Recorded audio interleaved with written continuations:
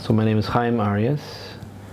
I'm 40 years old now. We made Aliyah 5 years ago from Las Vegas, where I was doing my residency in pediatrics. I'm a pediatrician.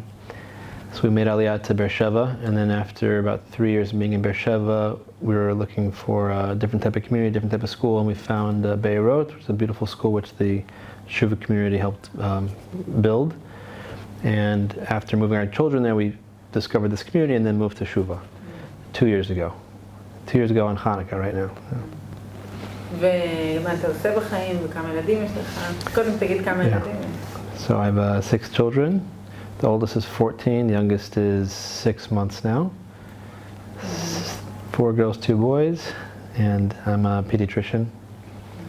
My wife Leah, we both grew up in California, and she's a genenet, a preschool teacher, but she stays at home with the kids now. ואיפה אתה עובד בדרך כלל? I've been working the last couple of years in Netivot, in like a regular outpatient pediatric office, Klalit, in Netivot. אוקיי. עכשיו תספר לנו על שמחת תורה בערב, על ערב החג. כאילו מה היה בבית? ערב חג. Well, just to think back to that, it's like we've been through a lot. It feels like a lifetime ago. But it was like a very sort of normal Tishrei season. You know, we've only been in Shuva a couple of years, so we're still sort of like getting used to the like the feeling of the community and how we celebrate the holidays. A little bit different than how I grew up or how I got to know the Chabad type holidays. And it was just like a very normal feeling holiday. We just finished a beautiful Sukkot. We travel around a lot of the local areas. My mother-in-law was staying by us. We had beautiful dancing and with the Torah in the community. And yeah, it was just pretty picturesque looking back at it. ואז צריכים לישון, ומה קורה? So in the morning of Simchat Torah, October 7th, I woke up probably around 7:30 in the morning, and I think I first heard the Iron Dome go off before the alarm actually went off. I think it was the first thing that actually woke me up. רק לדייק, 7:30 התעוררת? Maybe. I'm not sure. It may have been 6:30. Yeah. It may have been 6:30. Honestly, I'm not a big one for looking at the clock on holidays. You know, I feel like when you're in the holiday time, it's like you're not connected to time as much. So it could have been 7, could have been 6:30, but I remember hearing the Iron Dome take off, and then the Tzeva Dome, the Hazakah, the alarm. And we got everyone into the mamad, and for better or for worse, as you know, living in Shuva, it's something that happens every once in a while, and you don't get so excited from the red alerts. You feel pretty safe with the Iron Dome around, and you get all your chickens in the basket, so to speak. You get all the kids in the mamad. 2 of my boys sleep there already. My wife held the baby, and then my mother-in-law was in the room adjacent, so we just sort of pushed everyone in. All the kids ran in. We closed the door, but then within, I don't know if I realized the first few minutes, or maybe it was like 15 or 20 minutes in, but then I started hearing what sounded like gunfire, like machine gun fire. And like that's a new sound. I mean, as Americans, that's sort of coming into this relatively, not for a long time. There's been a few incidents with flare-ups with exchanges of rockets and whatnot, so we're used to that. But it was like a new sound for me. And at first I wasn't sure exactly, so I left my family in the mamad, and I went outside to the front to check on my neighbor, Yoram, so I went to go say hi to him, and also later. Just to check on just to see what the situation was. He was already outside his house, so like I wasn't necessarily going to check on him in particular, just to see what was going on. He was there, and we schmooze a lot, as neighbors do. And he said, no, something out of order is going on, something's crazy. And then a little bit later, Mordechai Swiss also came by. He was coming through, another neighbor of ours, checking on, he Dafka came out to check on people, being the good person that he is. And then I remember Yom said that, it looks like there's infiltration. They came in with a bunch of guys in a pickup truck. Like,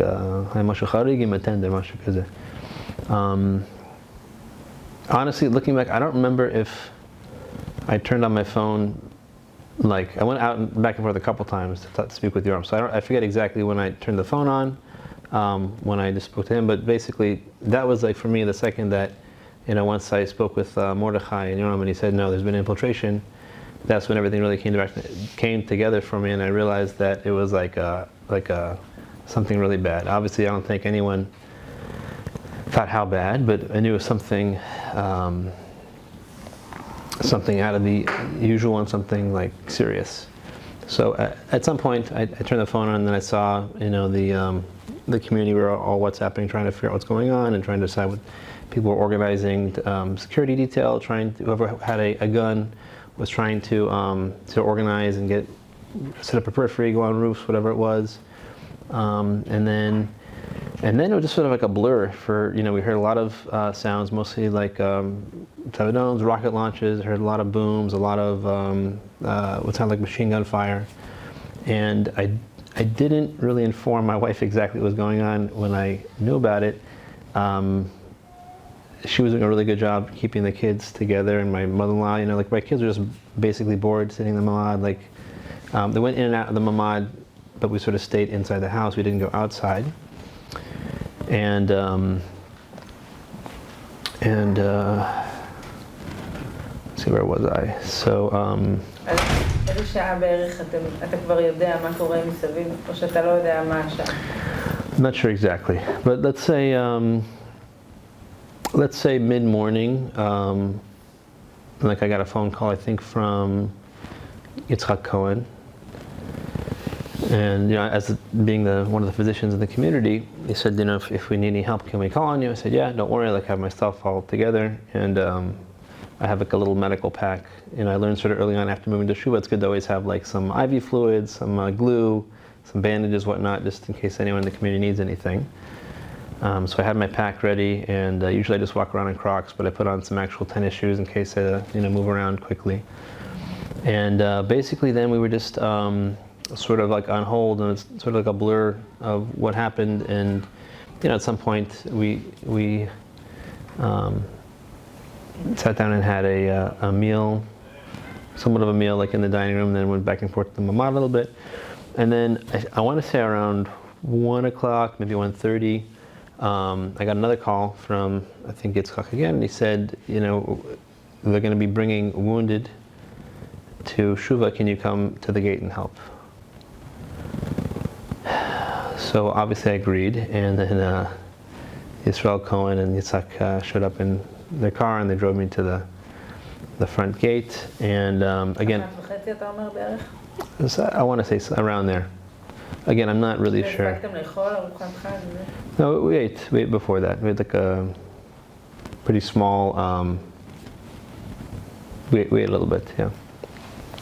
So I'd daven and eat with the family. So then before I left, I told my wife, a little bit more what was going on, and then she turned her phone on, and then, because then she was more, I think from that point on, they stayed probably a little bit more closer into the mamad when things felt like it was getting a little bit more close to home. So I went to the front of the gate with my little medical pack, and I didn't know exactly what was, I wasn't given any information. We didn't know, I don't know if anyone knew what was really coming our way. עכשיו תתאר לאט, שתגיע לצומת, מה אתה רואה? כאילו, תאר את זה כזה פירוט, כאילו. Yeah, okay, so I got into the car, and we were driving to the gate, and so Israel Cohen was driving fast. They had their guns on guns at the ready.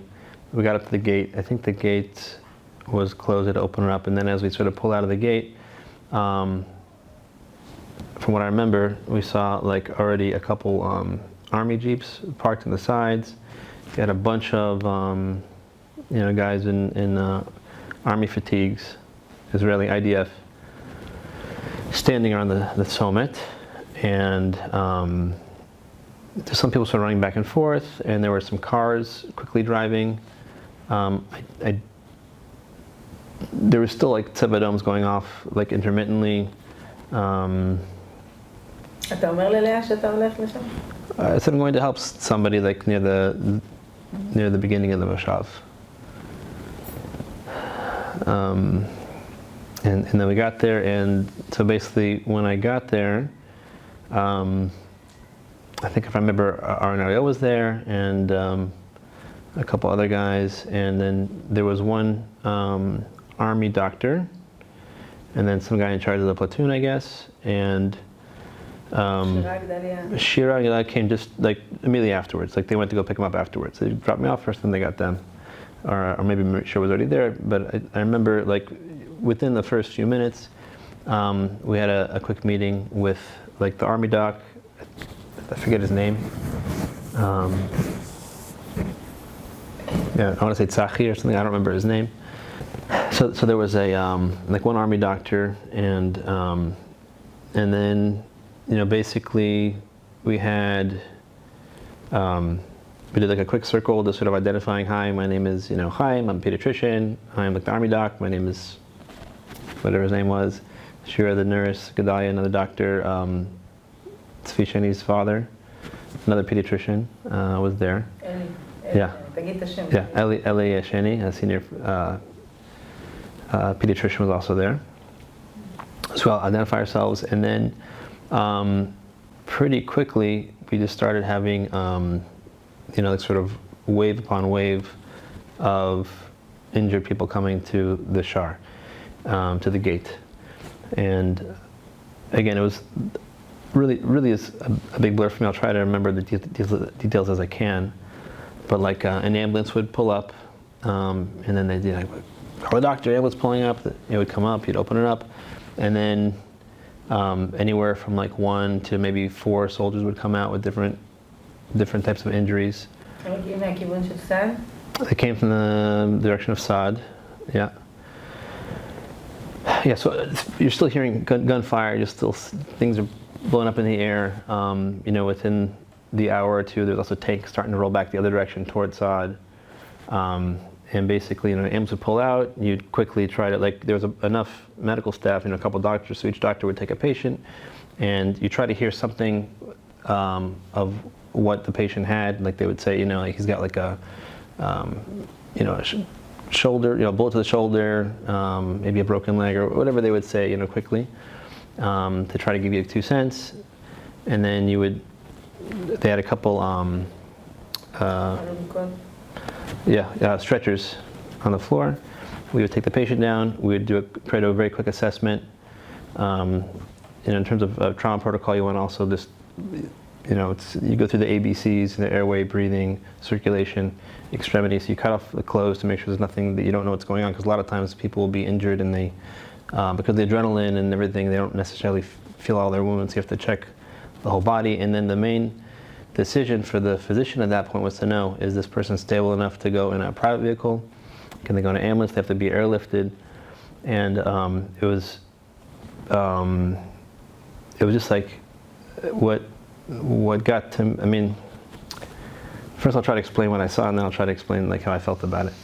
So these wave after wave came in, and sometimes it would be just like a couple seconds between waves. Sometimes it was a couple minutes between waves of people. Sometimes cars, sometimes private cars, sometimes ambulance. I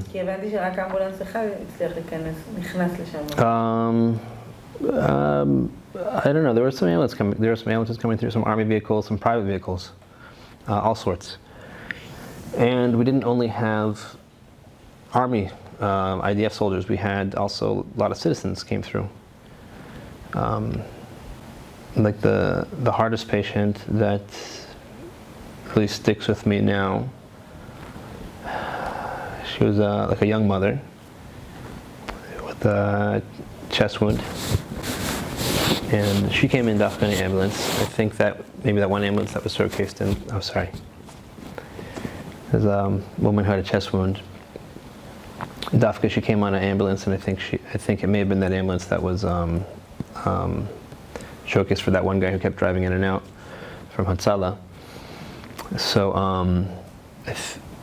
honestly, it was, I don't even remember where she was from. We were taking from Be'eri, I think from Micahl and maybe Ktora. I don't know where she was from. I think Be'eri, I want to say. But she came off the stretcher, or we basically moved her into the stretcher of this other ambulance, and she was having difficulty breathing. She was asking, "Where are my kids? Are my kids alive? Are my kids okay?" And she basically lost consciousness on the way. I took her. I went in the ambulance with her because critical patients, the doctors want to accompany the patient. So I was going to take her either to Soroka or to the Netivot. We were able to actually transfer to a Natan ambulance in Netivot, and they put her on oxygen. And I almost put a chest tube in, or a chest needle. Sometimes when you get a chest wound, the lung collapses, and you have to put a needle in to keep it open. But she was keeping her sat up. She was stable enough. So I didn't do anything. I didn't want to make it worse by sticking a needle in. So yeah, so we also had citizens. מה החלטת? שלחת אותה לסורוקה או No, yeah, she went to Soroka. So she went in an ambulance. Yeah, she was critical, but she made an ambulance. מה היה איתה אחר כך? I don't know. I mean, I think she survived. But I don't know.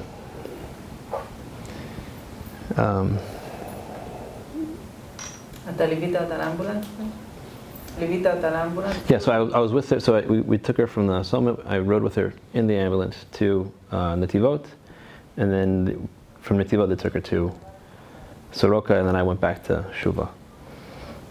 And on that road back, also the road was, like we saw an apartment that had like a direct hit. I think it was probably Sarah's apartment, Sarah the Genenet, who works in our children's gan. I know her house had a direct hit. Like I don't know how many other direct hits there were at that time in the war. So it may have been her house we passed on the way, like on the main kvish coming in from the Tzomit. מה עוד אתה רואה בכביש הזה לנתיבות? We also saw there were some cars that were crashed, some with some bullet holes, if I remember. I think I saw some bodies, but it was like a big flash. Just a side note, while this is happening, my father, who was very sick in the States, so while I was driving back from Netivot to Shuva, he called me, and that was the last conversation I had with my father before he passed away. So, he saw what was going on in the news, and he was in the ICU in California. And I said, we're safe, everyone's fine. I explained that I was, taking care of patients in the field. And he said, I love you. And that was the last conversation I had with my dad during the, so it's hard for me to remember all the details exactly.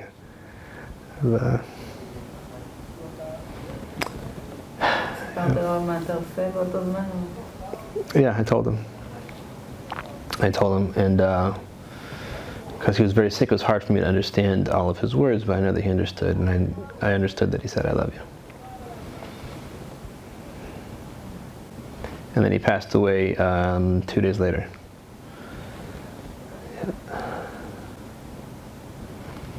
So, so we got back to Shuva, and then actually after that, when I got back from that patient, I don't know what time it was already, but at that point there was a lot more airlift. So then we had like helicopters coming pretty regularly, and as soldiers would come in, we would triage, and the ones that had more critical wounds, we would take into the helicopter.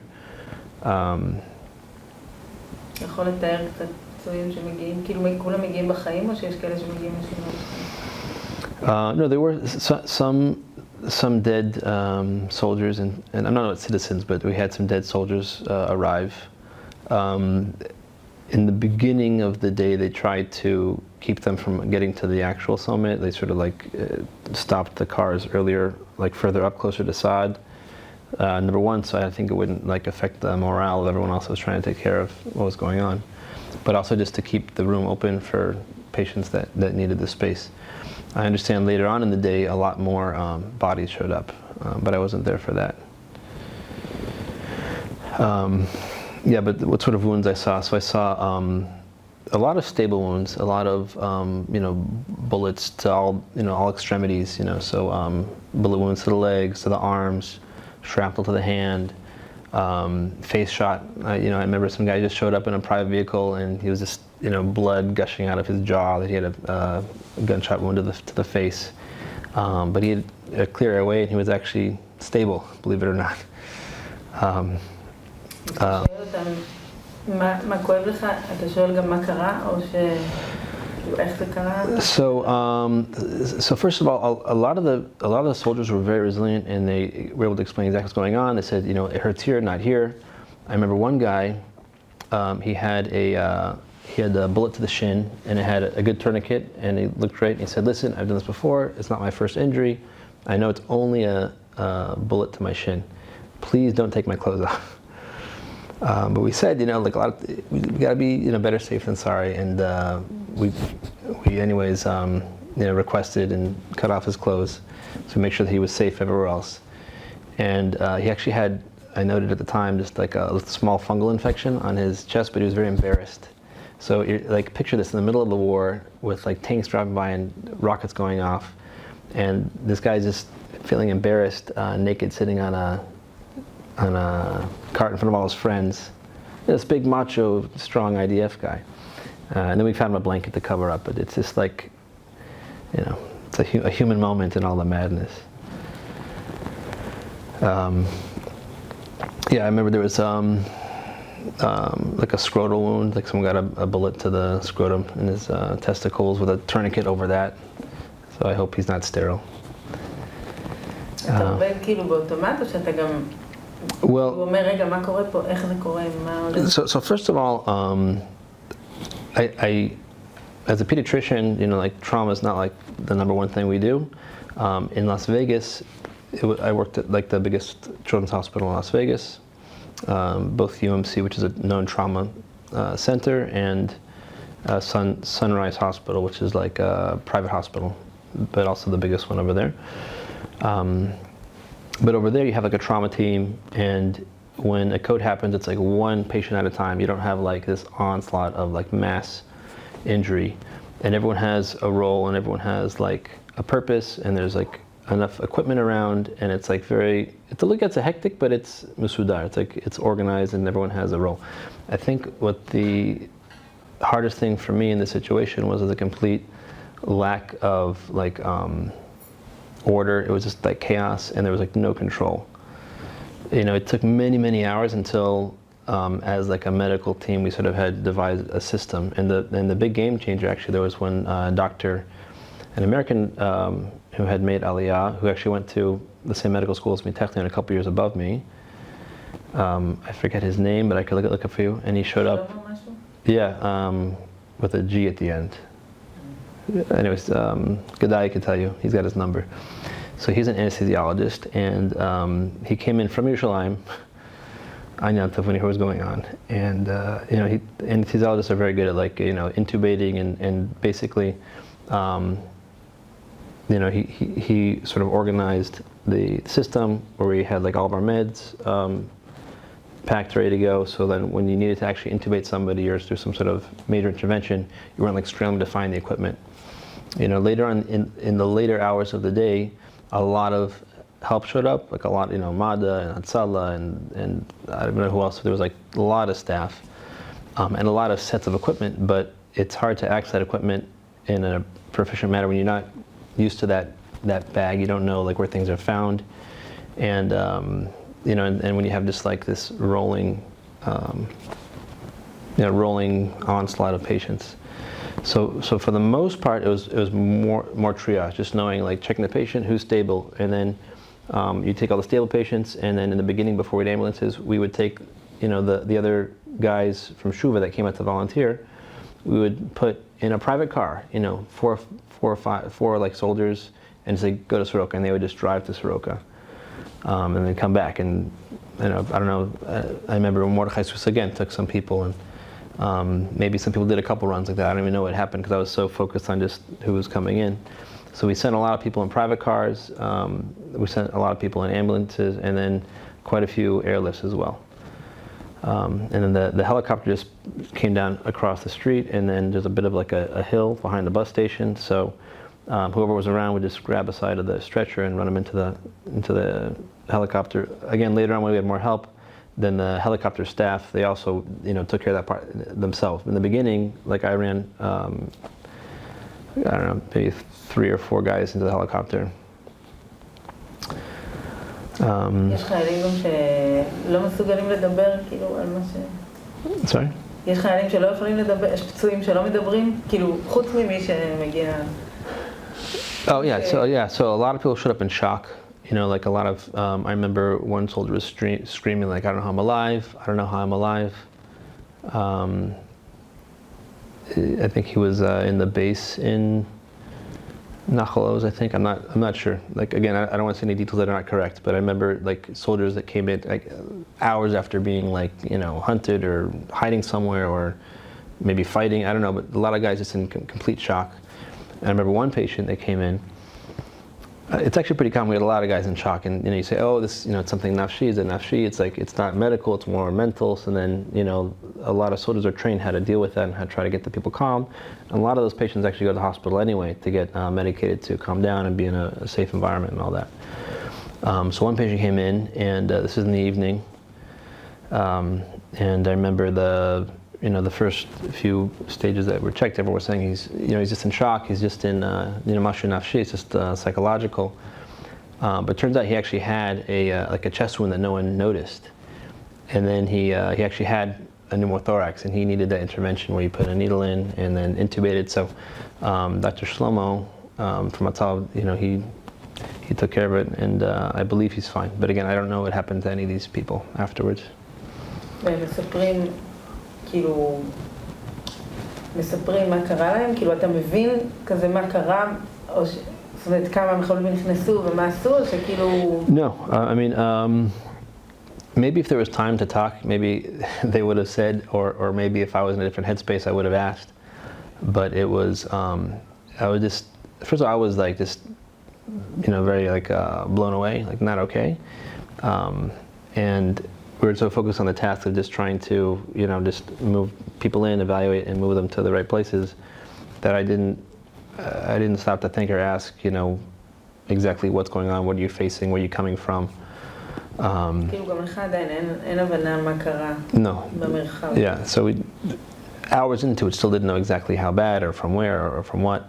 You'd hear little things like, I remember Gedalia was telling me that I think he took the road from Sderot to Netivot, and I think he saw quite a few, like a lot of bodies lit on the road, also Hamas bodies and citizens. So he told me he saw that. And so we knew that something good was going on. We knew there was a large area, but I didn't know exactly. I remember even asking Arn Ariel when he came back on one of the runs, I said, like, what's going on? And he's like, I don't know, I didn't look at the news yet. It's like, we were all just trying to just be present and do what we could at the time. But and so I don't know exactly what time, but after a while there was like a lot more help around. Things were stable, and I wasn't doing great mentally. So around maybe 8 or 9, I think, I just went home. I went to check with my family. I was expected to go to work the next day, so I spoke to my boss in Netivot, and he said, okay, like we don't know exactly what's going on, but we're going to open the micahl. Can you commit to being there? And I said, yeah, sure, we'll be there. And so then I tried to go to sleep so that I'd have some energy for the next day at work. And then in the meantime, hearing what's going on and trying to figure out what to do with the family and when to evacuate, how to evacuate, where to go. So in the morning, they decided they... סיפרת ללאה ולילדים מה עברת בשעות האלה או ש... Not so much. Not so much. I mean,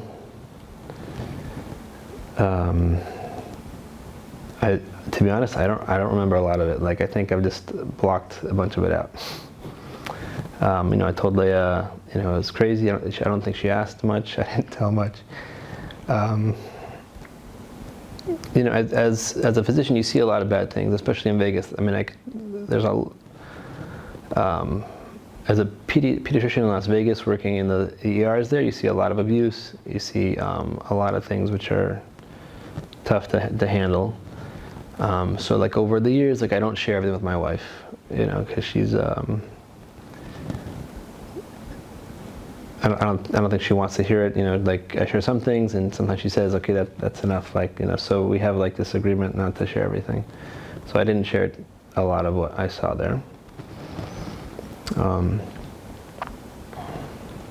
ואז אתם מתחילים לחשוב מה לעשות, כאילו מוצא שבת. Yeah, so, I mean, the main thing was just like everyone was sleeping in the mama, there were still sirens going off, we still hear a lot of noises.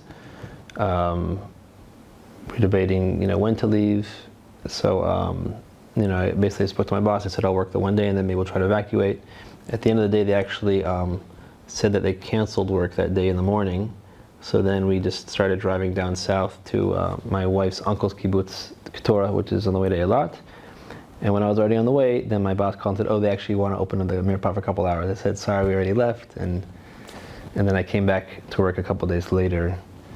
So got my family settled in Eilat, or in Ktora. I came back to work one shift on, I think it was Tuesday or Wednesday, whatever day it was, 2 or 3 days later. And then I came back to Shuva, because there were a lot of guys staying in Shuva and helping out the soldiers, and so I wanted to go back and see how I can help out in Shuva. And I was going to work the next day in the micahl as well. You know, I was coming back for 2 days shifts. And then when I was in Shuva, I got the news that my father actually passed away. And then Talya drove me back to my family in Ktora to Shiva. Who told me about my father? His girlfriend. So my parents are divorced, and it's his longtime girlfriend. They're basically married, but they never got married. So, you know, we were in touch a lot throughout the whole, you know, the last few months. ואז דליה מסיעה אותך לקטורה, ואתה אומר ללאה לפני זה שזה מה שקרה, או שרק כשאתה מגיע? I think I told Leah that, you know, what happened, and I wasn't sure exactly. I was like, basically I was sort of holding myself together. I think in retrospect I was sort of holding myself together, and then when I heard my father, like I just fell apart. Couldn't really figure out what to do. And thankfully I was with all the guys from Shuva when I got the news. So they all sat me down, they gave me some tea, gave me some hugs, and then they sort of like said, you know, go back to your wife, you'll figure it out from there. Maybe you can fly back, maybe not, like figure it out. So I was like really just, I mean, pretty numb, didn't know what to think, what to do, anything. We got to Talya drove me back late at night to Ktora, and then we tried to figure out if we should, you know, try to fly back or maybe, you know, bring his body here. But in the end of the day, just it was too crazy in the beginning stages of the war and everything. So I ended up not making it back. Not to me, so maybe to his girlfriend. So what happened in the end, so like they tried to find a Jewish funeral home as soon as they could over there, but because of the holiday, like things were closed, they couldn't even find a place for like, I think 5 days later or something like that. So I started Shiva when I knew I wasn't going to make it to the funeral, but my sister only started Shiva after the funeral, like almost a week later, because she was there and I didn't make it. So I started. So I was in Ktora for the first few days. Your husband came to pay me a Shiva call along with Isha Izmiri and some of the guys from Timna. And then when Kibbutz Almog opened up, then we moved here the following Monday, Yom Sheni. It's a small story in between, like, not a story, but so we were debating if it would be right to come to Almog or to stay there, because, you know, it's family there, not as religious, but like it's a good support system, and here we didn't know really what to expect. You know, we love the Shuva community, but like it's, you know, wartime and it's near Yericho and like everything we didn't know. So my wife wrote a letter into the Igris, like the letters from the Rebbe. And it was, the letter we got was a response to someone who was asking about going to a Kfar Nofesh in Antwerp, and this is a Kfar Nofesh Almog, and it said, it's good to go to a place of Nofesh, a place of like rest, so everyone's sort of in the same mindset and can rest together, and you could definitely do things that you wouldn't do if you're in a place of work, and your husband can finish what he started in the Kfar Nofesh. So we took that to mean like, maybe like finish the Shiva we started. So just, so we felt like we got a bracha also to come here. And it's been a really, I think it was definitely the right choice to come here. For me personally, like, excuse me, just gonna drink some water.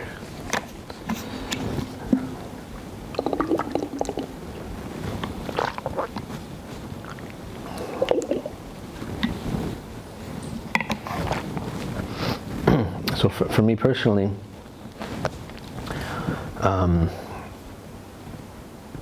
like,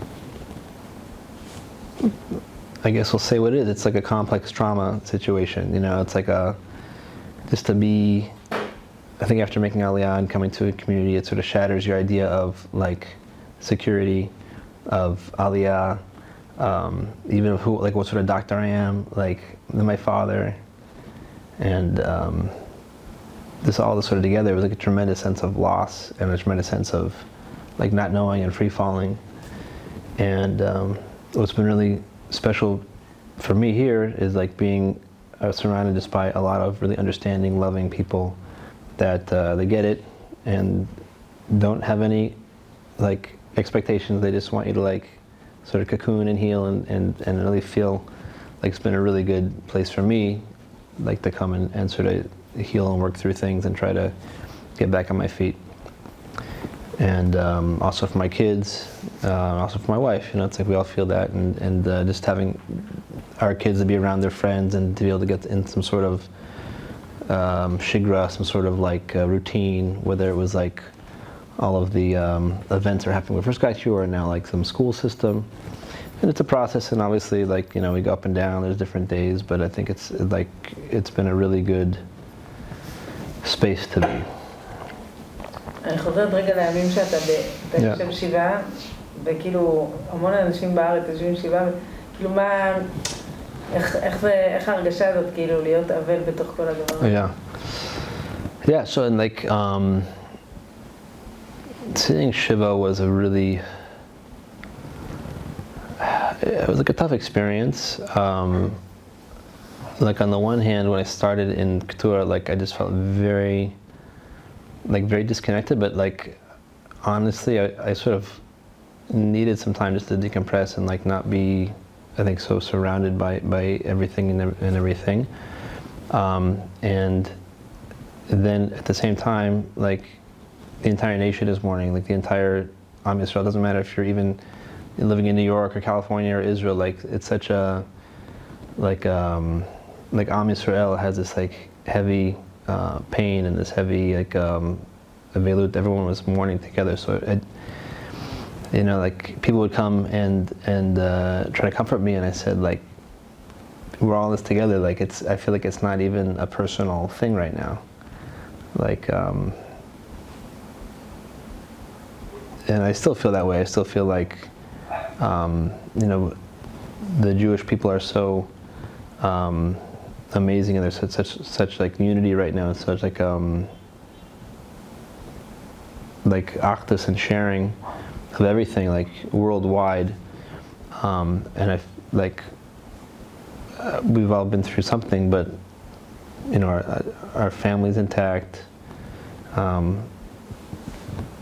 The community miraculously is intact. Like we I don't know. I can't make sense of it. I don't try to make sense of it, but there's like this we feel like katanti, like very humbled and very grateful for what we have, and the tremendous mourning and loss for our neighbors. Yeah. ומה, כאילו, החיים באלמוג, כאילו, אתה אומר, יש שגרה ויש חברים ויש קהילה, אבל כאילו, מה הקושי בחיים פה?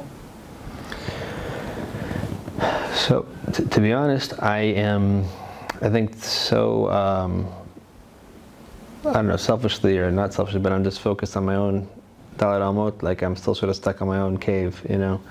So, like I tried to go back to work for a little bit. I cannot.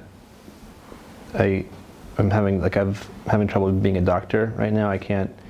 I think it's just like that. The sense of responsibility is a little paralyzing for me. It's very difficult for me right now. So I have the key to the clinic here. If someone needs something small, I can help people in the community, and maybe because I feel more like friends and less like a doctor, like that's fine. But even just simple phone calls to my patients in Netivot, like I tried to do it and it just doesn't go. Like I would log in, I'd talk to a couple patients. The first patient I would like over order all the tests. The second patient I'd be like, oh, it's fine, don't worry about it. And then I'd be like, is it fine? I don't know if it's fine. And then you know, and then the next few days I'd log in and I couldn't even call the patients. So I told my boss, like, that's it, I just need some time, I can't do this right now. So for me, like, I think like that's my own personal struggle. Honestly, like as long as my family's here and my kids are happy, I don't miss my house.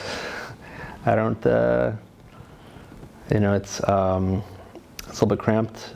Obviously, you're missing your like creature comforts, like your favorite coffee or whatever. Like you don't get that, but you know, I feel like wherever your loved ones are, that's really home, and I'm okay with that. And like I'm just like I'm okay to start over small. You know what I mean? Like whatever we have, this is fine. Like a little campfire, you got 3 people here. That, you know, it's like that's fine. אז בעצם לא חזרת לעבוד עדיין. לא. ואתה חושב שבדיעבד היית הולך לצומת? אחרי שאתה רואה מה, כאילו אתה... Yeah, no, I feel like obviously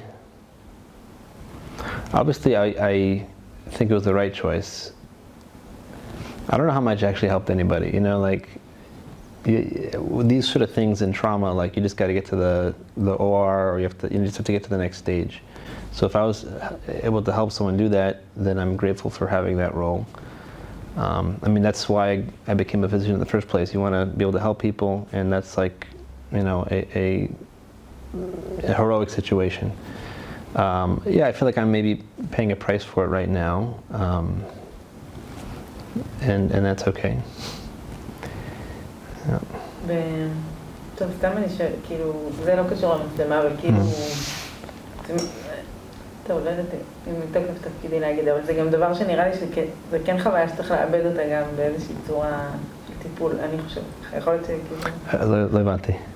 שאני אומרת שזה נשמע חוויה שכאילו היא כן דורשת איזשהו, כאילו גם עיבוד רגשי. Oh yeah, so I started like the week I got here, I started therapy with like a trauma therapist. She's actually from Baltimore. She grew up in Beersheba. She's friends with Meirav and Gedalia, and she's a specialist in like trauma. So I've been working with her, and it's been helpful. But it's, you know, I'm sure it'll take some time. Like currently, I don't know if I even want to go back into being into the medical world. Like I'm thinking about pivoting into a different type of medicine. I don't know, maybe some non-clinical medicine, or you know, there's a lot of different ways to be a doctor. But I don't know if that's just me right now, or if that's, you know, we'll see where it goes. בעצם, כאילו אתה אומר שאתה, כאילו מקרה אחד שנתפס לך וכאילו הוא היה קשה, או שאתה רואה את כל מה שהיה שם?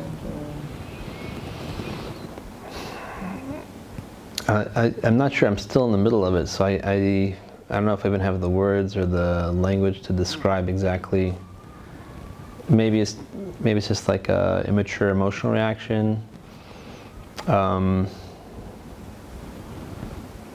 don't know. I think maybe I'm just trying to like reserve my energy. Like it happens in trauma that, you know, you feel like you're fight or flight. And so like a natural thing to do is just sort of like say, you know, I can't do this, I have to just take care of like surviving, like this survival mechanism. So it may be that it's just, that's what I'm doing now, and I'll get past it and get back into clinical care. I don't know. I mean, there are pluses and minuses of any medical system. I actually like the socialized medical system we have in Israel. I think it's pretty good for kids, you know, having seen the other side of it in the States. And we know, like,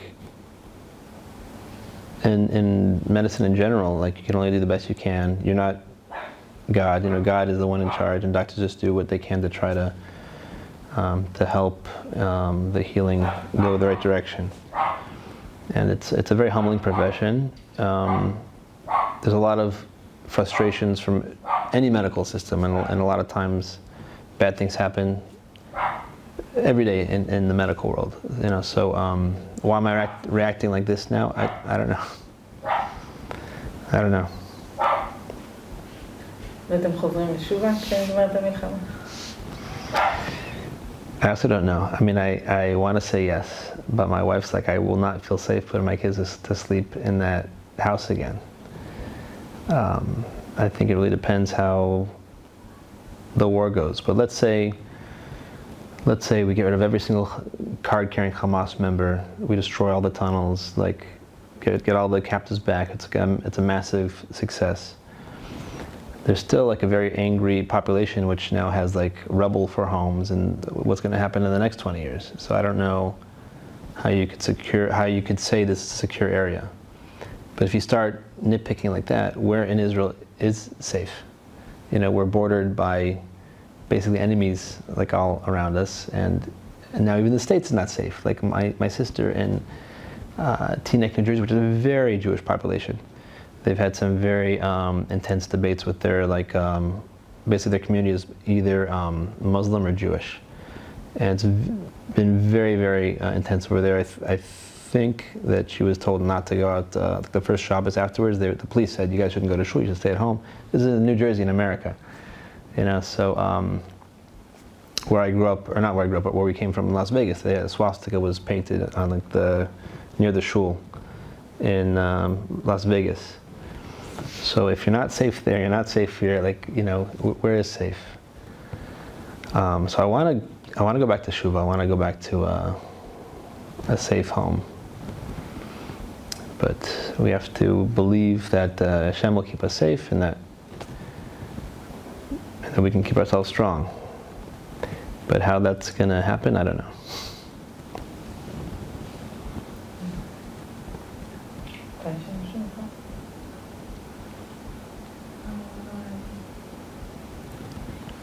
I don't know if that's what you were looking for, or...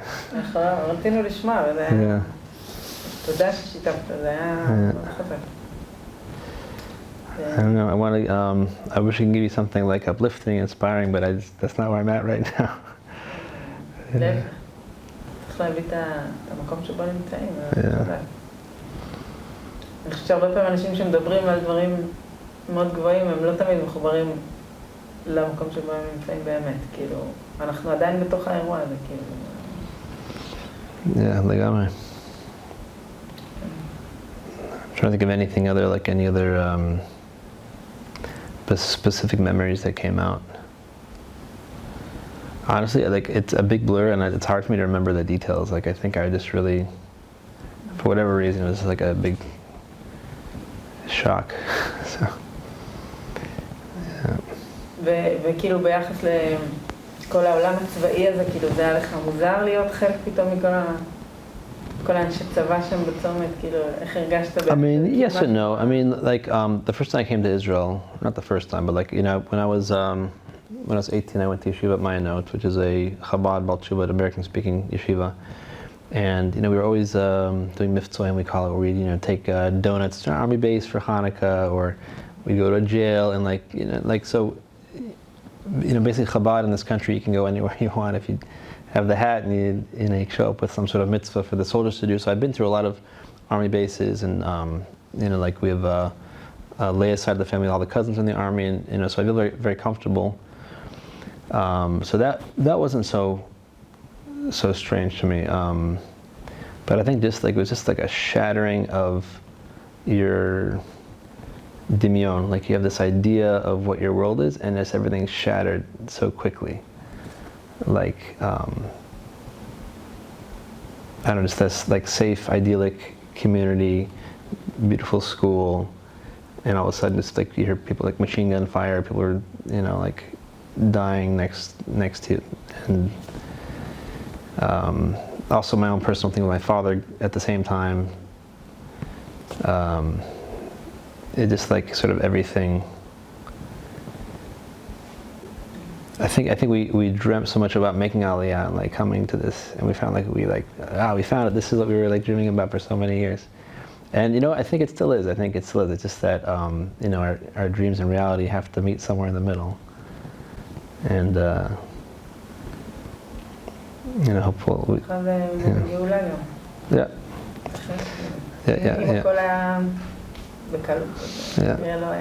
Gula and Gula, they're just missing an aleph. You got to put the aleph into the galut and you have Gula.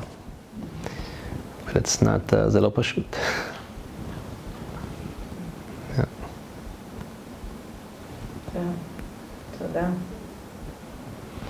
Thank you.